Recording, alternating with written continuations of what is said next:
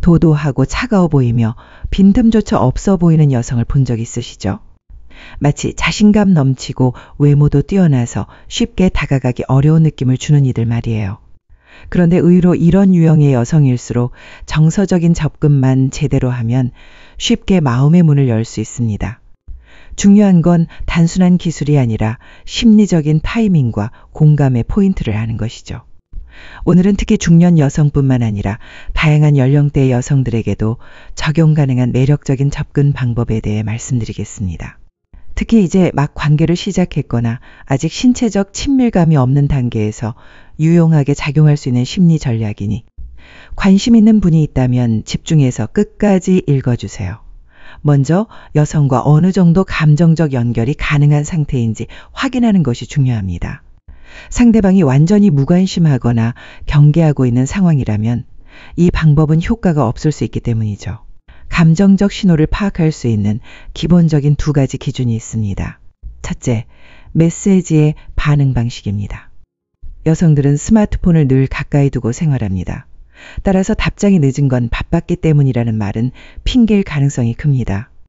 특히 카카오톡이나 문자에 단답형으로만 응답하고 대화를 이어가려는 노력이 없다면 이는 명확한 거리감의 표현입니다. 예를 들어 지금 뭐 해? 라는 질문에 누워있어 정도의 답만 오고 방문이 전혀 없다면 그 관계는 일방적인 관심일 수 있습니다. 이런 경우 감정적 교류가 이루어지기 어렵기 때문에 해당 전략은 적절하지 않습니다. 둘째, 둘만의 만남이 가능한가입니다. 여성과 단둘이 만날 수 없고 언제나 단체 만남만 제한하거나 회피한다면 이는 신뢰관계 형성이 되지 않았음을 뜻합니다. 심리적으로 안전하다고 느끼는 사람과만 단둘이 시간을 보내는 것이 일반적인 반응이기 때문에 만남을 거절당하는 것은 단순한 일정상의 문제가 아닐 수 있습니다. 다시 말해 친밀감을 형성할 준비가 되지 않은 상태라면 어떤 접근도 성급할 수밖에 없죠.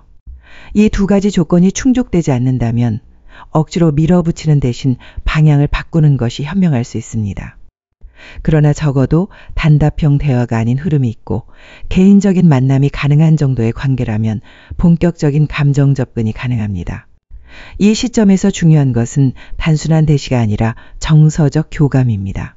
과학적으로도 여성은 감정적인 안정감과 신뢰를 느낄 때 옥시토신이라는 호르몬이 분비되며 친밀감을 느낍니다. 결국 심리적 안전지대가 마련되어야 신체적 친밀감으로도 이어질 수 있는 것이죠.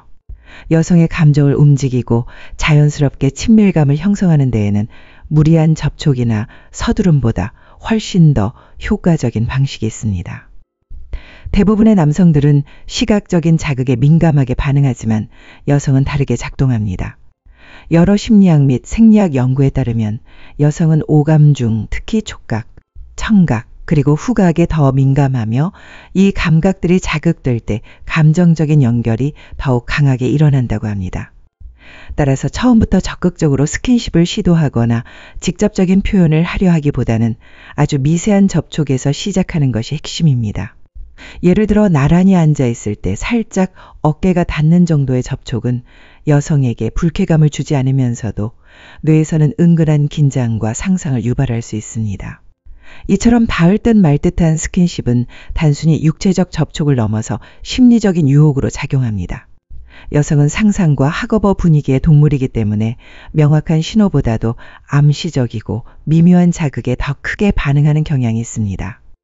실제로 옥스퍼드 대학에서 진행된 연구에 따르면 여성의 뇌는 친밀한 감각적 자극을 받을 때 옥시토신이라는 호르몬이 증가하게 되며 이는 신뢰감과 감정적 친밀감을 높이는 데 결정적인 역할을 합니다. 즉, 갑작스러운 터치보다도 은근한 접촉이 뇌의 보상 시스템을 자극하여 상대에게 끌리도록 만드는 효과가 있는 것이죠. 그리고 여기서 가장 중요한 점은 이 접촉이 일상적인 상황 속에서 자연스럽게 한다는 것입니다. 예를 들어 둘이 걷다가 팔이 스치거나 좁은 공간에서 어깨가 살짝 닿는 상황처럼 우연에 가까운 접촉이 더욱 효과적입니다. 여성이 직접적으로 의식하지 않더라도 몸은 미세한 감각의 변화를 느끼고 감정적으로 반응하게 됩니다. 이처럼 말보다 강한 신호는 때로 눈에 보이지 않는 촉감에서 시작됩니다. 다음으로 여성의 마음을 사로잡는 또 하나의 강력한 기술은 바로 눈맞춤입니다. 입맞춤도 아니고 달콤한 말도 아닌 단지 눈을 바라보는 것만으로도 여성의 감정은 흔들릴 수 있습니다. 심리학적으로 인간의 눈은 감정의 창이라고 불립니다. 특히 여성은 상대방의 눈빛에서 감정의 진실성을 읽어내려는 본능이 강합니다. 따라서 깊고 진지하게 눈을 바라보는 것은 단순한 시선의 교환이 아니라 감정의 교류이며 신뢰 형성의 시작입니다. 이런 눈맞춤이 효과적인 이유는 자기인식의 저항이라는 개념과 관련이 있습니다. 실제로 영국 심리학회에서 발표된 연구에 따르면 여성이 운동이나 흥분 상태에서 남성과 눈을 마주치게 되면 이 흥분 상태를 상대방에게서 유발된 감정이라고 착각하게 되는 심리 현상이 나타납니다. 즉, 자신의 가슴이 뛰는 이유가 운동 때문이 아니라 그 남성 때문이라고 무의식적으로 인식하게 되는 것이죠. 이런 착각은 남성에게 유리하게 작용합니다. 눈을 피하지 않고 오히려 천천히 부드럽지만 깊게 상대방의 눈을 바라보며 말을 이어나가면 여성은 자연스럽게 긴장과 부끄러움을 동시에 느끼게 됩니다. 이 부끄러움이라는 감정은 의외로 여성의 설렘을 유발하는 매우 중요한 감정이며 이후에도 당신에 대해 자꾸만 생각하게 만드는 원인이 됩니다. 눈맞춤을 할 때는 여성이 먼저 눈을 피하기 전까지 계속 유지하는 것이 좋습니다. 단 공격적이거나 위압적으로 느껴지지 않도록 부드럽고 따뜻한 시선이어야 합니다. 이 과정을 통해 여성은 압도, 땅에 따른 감정에 빠지게 되고 그러한 감정은 곧 상대에 대한 호기심과 탐색 욕구로 이어지며 더 깊은 관계로 발전할 수 있는 기반이 됩니다. 결국 여성은 단순히 외적인 조건이나 육체적 자극에 반응하는 존재가 아닙니다.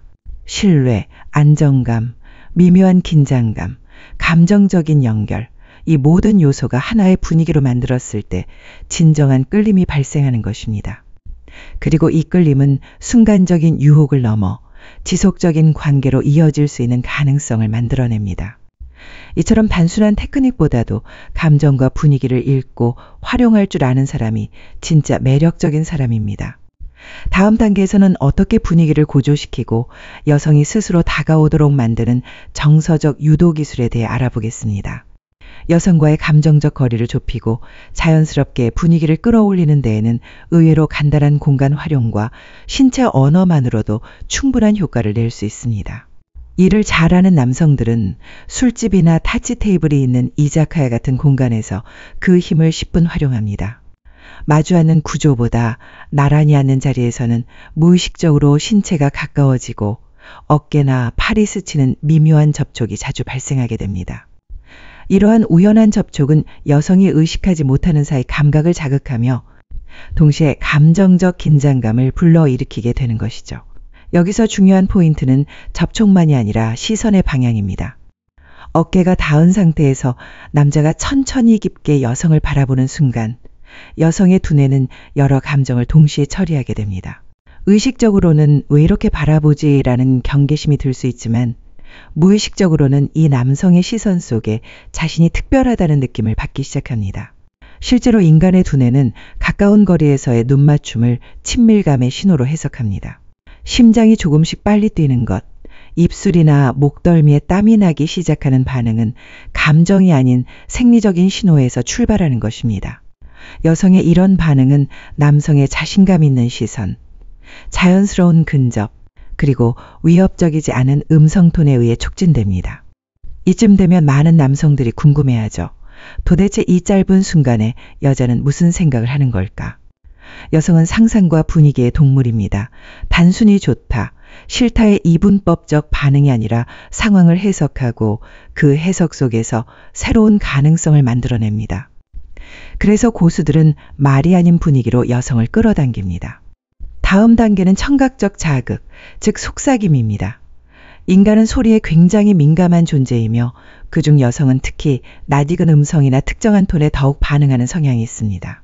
과학적으로 중저음의 목소리는 안정감과 신뢰를 주는 특성이 있어 여성을 이완시키는 데 도움이 됩니다.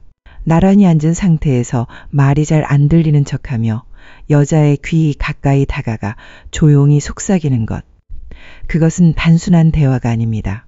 그 순간 여자의 기는 청각 자극을 넘어 감각의 집중 지점이 되고 남자의 숨결이 닿는 이 마이크로한 거리에서 감정의 온도는 순식간에 상승합니다. 이 상황에서 여성은 몸을 뒤로 피하지 않는 이상 이미 심리적으로 어느 정도의 신뢰와 편안함을 느끼고 있다는 신호이기도 합니다. 그리고 그 신호는 관계의 진전을 스스로 상상하게 만들죠. 여성의 후각은 청각과 함께 가장 본능적인 감각 중 하나입니다. 남자의 은은한 향기, 채취 혹은 술과 감정이 섞인 채로 전해지는 미묘한 향기는 여자의 감각을 더욱 깨어나게 만듭니다. 특히 생리학적으로 후각은 감정을 저장하는 해마와 직접 연결되어 있기 때문에 단 한 번의 향기와 속삭임이 오래도록 여자의 기억에 남을 수 있습니다. 이 모든 흐름은 결코 강요나 계획된 접근이 아닙니다. 자연스럽게 그러나 의도된 방식으로 여자의 감각을 하나씩 자극하는 것이죠. 결국 여성은 자신이 허락하고 싶을 때만 마음과 몸을 열게 되어 있습니다. 중요한 건 상대를 조급하게 만들지 않는 것입니다. 상대가 나에게 끌린다고 느끼도록 심리적인 리드를 잡는 것이야말로 진정한 고수의 접근입니다. 우리는 종종 착각합니다. 여자는 잘생긴 남자, 부유한 남자만 좋아한다고요. 하지만 실제로 수많은 심리 실험과 실제 상담 사례를 통해 확인된 것은 여성은 자신의 감정을 움직이게 한 남자에게 마음을 주는 경향이 훨씬 크다는 사실입니다. 감정적 교류와 감각적 공감이 있을 때 여성은 자신도 모르게 끌리고 그 끌림이 결국 육체적 친밀감으로 이어질 수 있다는 것입니다.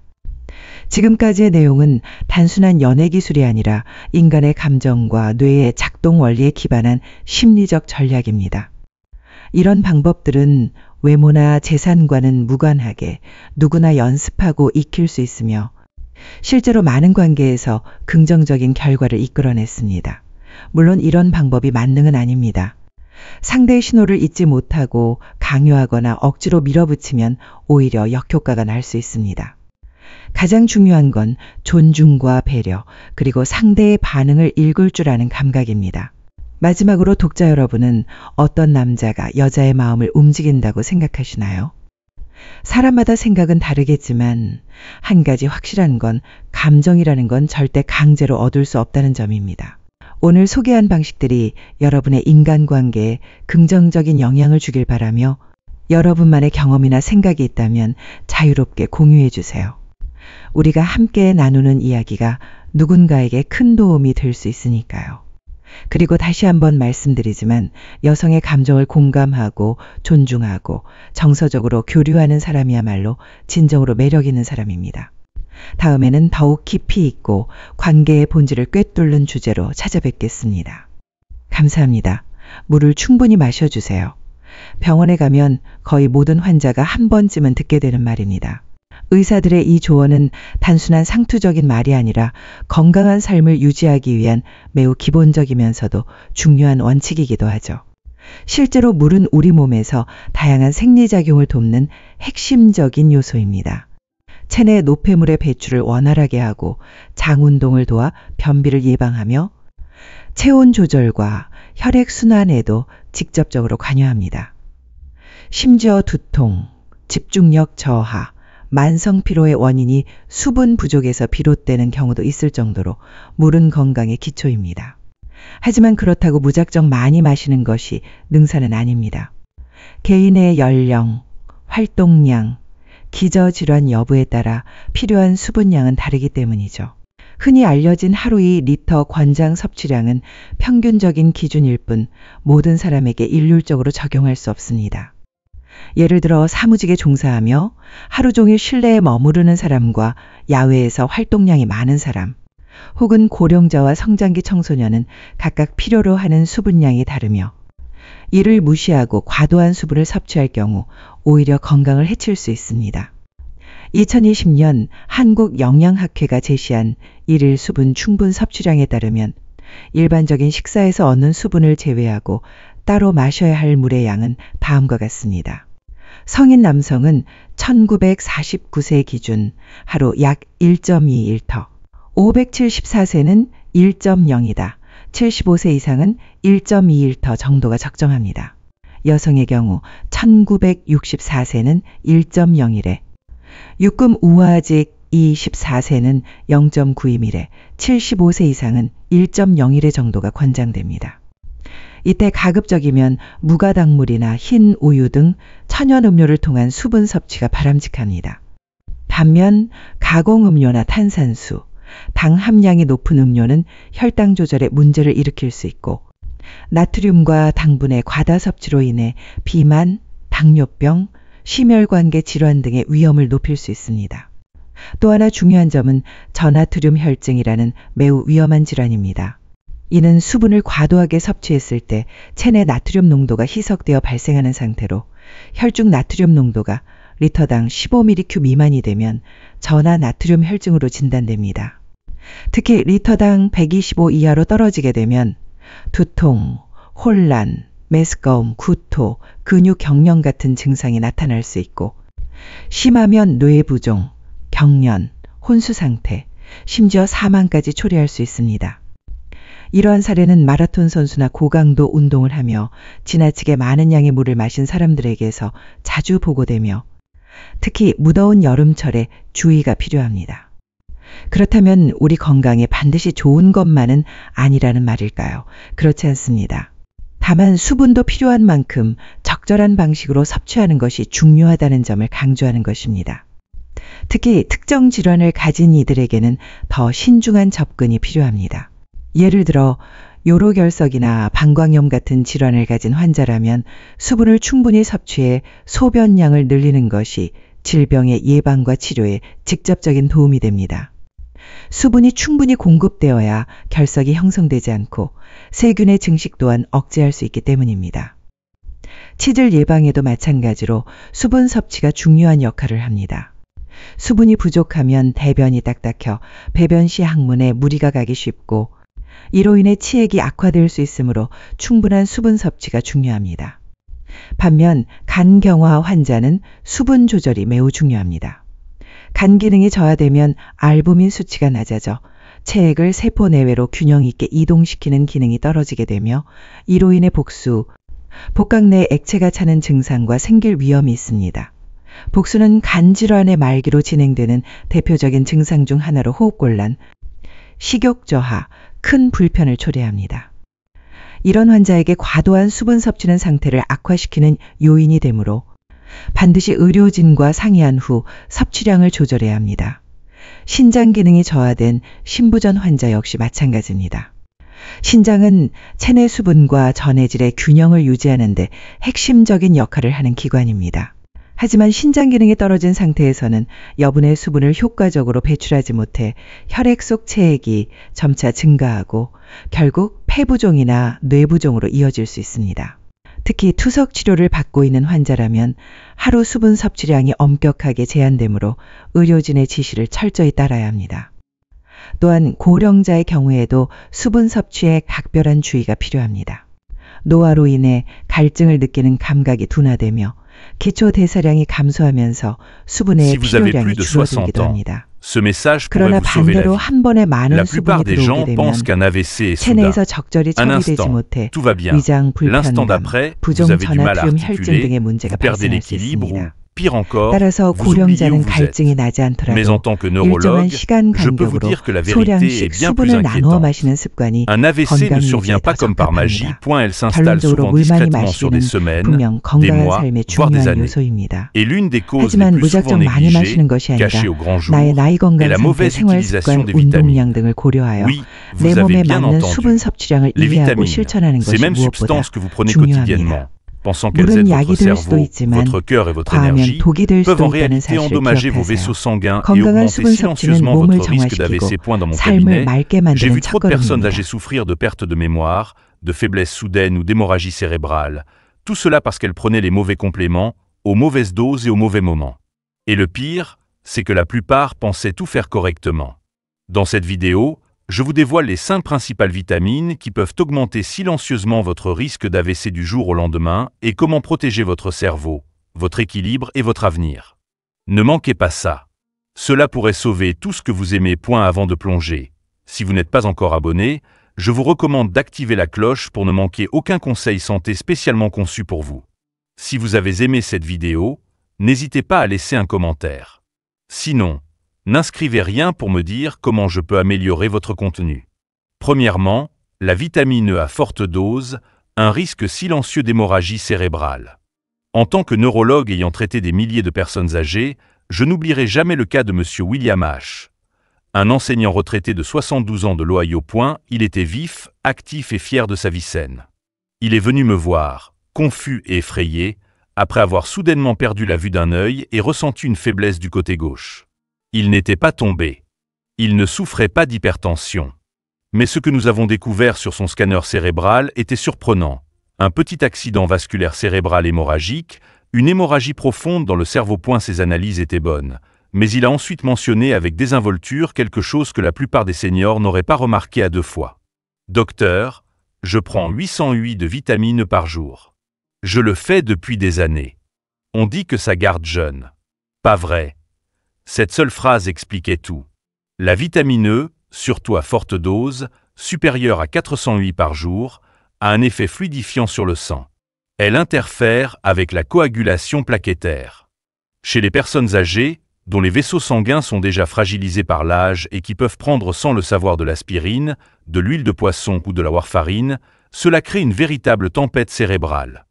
Ce que M. William ignorait, et dont la plupart des personnes âgées ignorent, c'est qu'une consommation excessive de vitamine E peut discrètement augmenter le risque d'hémorragie cérébrale, surtout si elle est associée à des médicaments pour le cœur ou à des compléments alimentaires sans ordonnance qui agissent sur la coagulation. Il n'est pas nécessaire d'avoir un traumatisme crânien. Il n'est pas nécessaire d'avoir de l'hypertension.